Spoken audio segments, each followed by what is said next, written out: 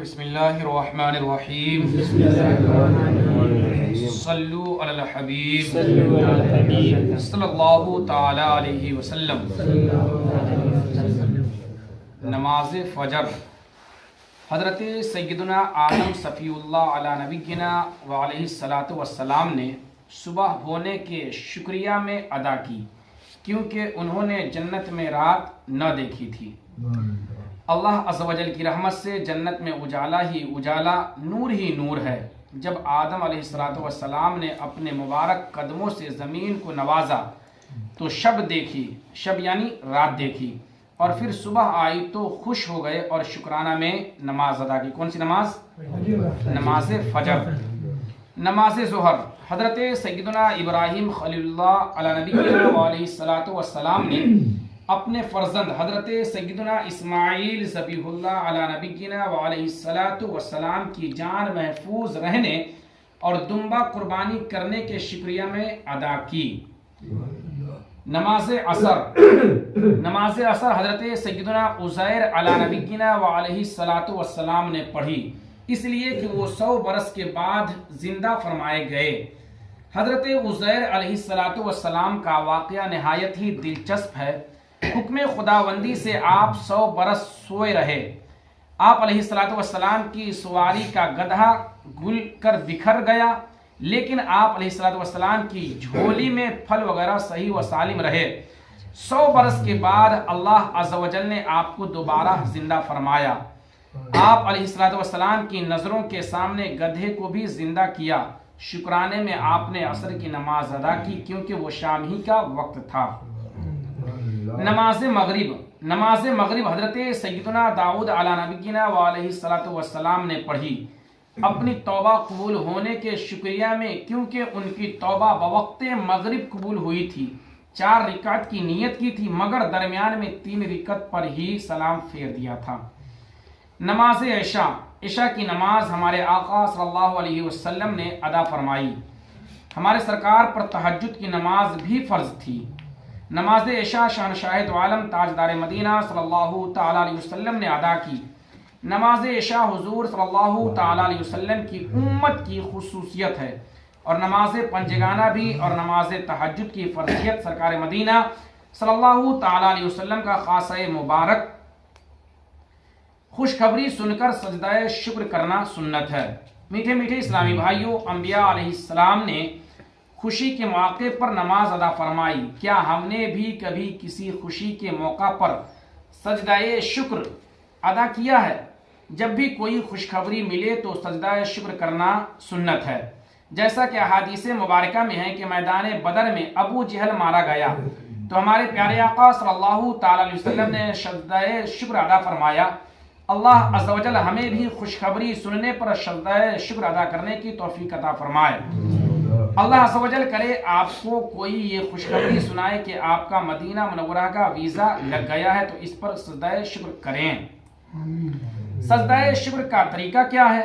باوضو کھڑے ہو کر اللہ اکبر کہتے ہوئے سجدہ میں جائیں، 3 بار سبحان ربی الاعلی پڑھ کر اللہ اکبر کہتے ہوئے کھڑے ہو جائیں۔ نہ اس میں ہاتھ کانوں تک اٹھانا ہے، نہ باندھنا ہے، نہ ہی سلام پھیرنا ہے۔ سجدہ تلاوت کا بھی یہی طریقہ ہے۔ کھڑے کھڑے سجدے میں جانے کے بجائے بیٹھے بیٹھے جائیں تو بھی جائز ہے، مگر افضل کھڑے ہو کر ہے۔ ہر نماز پچھلی نماز کے بعد ہونے والے گناہ مٹا دیتی ہے۔ حضرت حارث رضی اللہ تعالی عنہ روایت کرتے ہیں کہ حضرت عثمان رضی اللہ تعالی عنہ ایک دن تشریف فرما تھے اور ہم بھی بیٹھے تھے کہ مؤذن آ گیا۔ حضرت عثمان رضی اللہ تعالی عنہ نے پانی منگوا کر وضو کیا، پھر فرمایا کہ میں نے مدنی تاجدار صلی اللہ تعالی علیہ وسلم کو اسی طرح وضو کرتے دیکھا ہے، اور میں نے سرکار مدینہ صلی اللہ تعالی علیہ وسلم کو یہ ارشاد فرماتے ہوئے بھی سنا کہ جو شخص میرے اس وضو کی طرح وضو کرے پھر وہ ظہر کی نماز پڑھ لے تو اللہ عز و جل اس کے گناہوں کو معاف فرما دیتا ہے۔ یعنی وہ گناہ جو فجر کی نماز اور اس ظہر کی نماز کے درمیان ہوئے ہوں، پھر جب عصر کی نماز پڑھتا ہے تو ظہر اور عصر کے مابین بیچ کے گناہوں کو معاف فرما دیتا ہے۔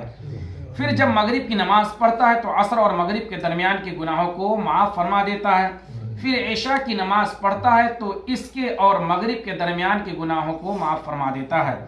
پھر ہو سکتا ہے کہ رات بھر وہ لیٹ کر ہی گزار دے، اور پھر جب اٹھ کر وضو کرے اور فجر کی نماز پڑھے تو عشاء اور فجر کے مابین بیچ کے گناہوں کی بخشش ہو جاتی ہے، اور یہی وہ نیکیاں ہیں جو برائیوں کو دور کر دیتی ہیں، نماز سے گناہ دھلتے ہیں۔ حضرت عثمان رضی اللہ تعالیٰ عنہ فرماتے ہیں، سرکار دو جہاں مدنی آقا صلی اللہ تعالیٰ علیہ وسلم کا فرمان عالی شان ہے، اگر تمہارے کسی کے صحن میں نہر ہو، ہر روز وہ 5 بار اس میں غسل کرے تو کیا اس پر کچھ میل رہ جائیں گے؟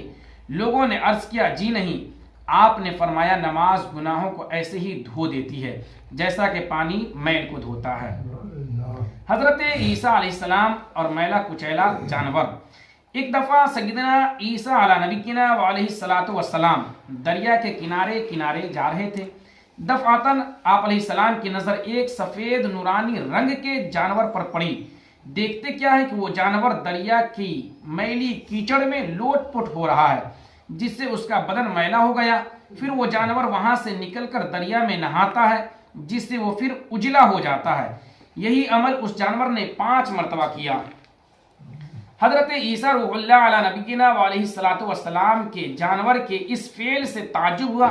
حضرت جبرائیل علیہ الصلوۃ والسلام نے آپ کو متعجب دیکھ کر فرمایا کہ یا حضرت عیسیٰ علیہ السلام، یہ جانور جو آپ علیہ الصلوۃ والسلام کو دکھایا گیا ہے یہ امت محمدیہ صلی اللہ علیہ وسلم کے نمازیوں کی مثال ہے، اور یہ کیچڑ ان کے گناہوں کی مثال ہے، اور دریا ان کی نمازوں کی مثال ہے۔